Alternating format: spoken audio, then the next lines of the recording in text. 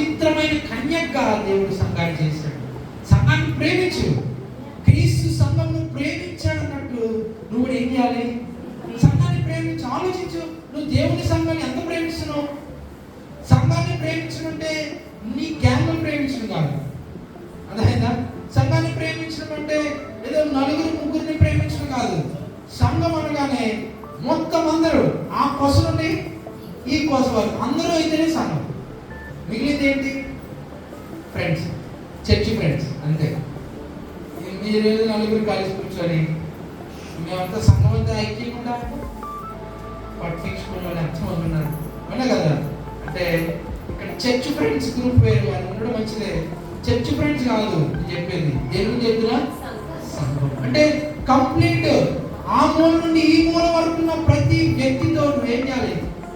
ప్రేమ కలిగి, ప్రేమ మాత్రమే కాదు